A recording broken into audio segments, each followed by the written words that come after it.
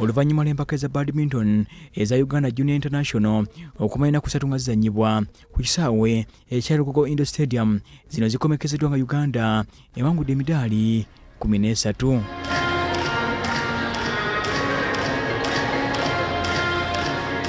Emidaali 2 gibadde gya zaabu, 4 gibadde gya ffeeza, ng'ate 7 gibadde gya kikomo. Era omu ku bazannyi abawangudde Uganda emidaali mu mpaka zino ye Akibal Oduka. Akibal Oduka agamba wakuzimbya ku buwanguzi buno okulaba ng'awangula empaka ezinaddako.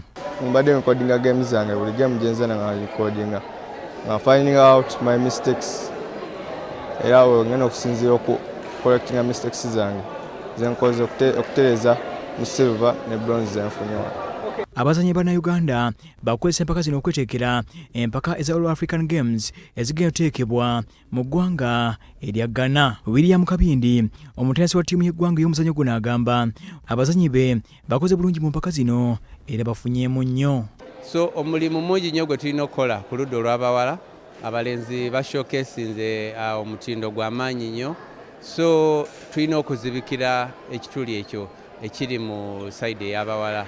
Naye nga okutwaliza wamu tournament ebadde nungi, basobodde okulaba kiki balina okukola nabo bennyini, kuba abasinga actually tebaludde nnyo, experience tebalina. Twogeddeko n'abazannyi ab'amawanga ag'enjawulo ne batubuulira empaka zino nga bwe zitambudde. I'm very happy because this is my last year of junior, so I will give my best to get all of that goal that I can bring that home, and hard work pays off now.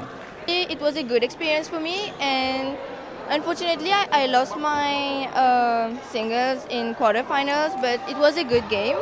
I tried my best, but luckily I got into finals with my partner Lucadus. Mauritius ewangudde emidaali 5 egya zaabu, India ewangudde emidaali 3 ng'ogumu gubadde gwa zaabu, ate Misiri ewangudde emidaali 3 nga tekuli gwa zaabu.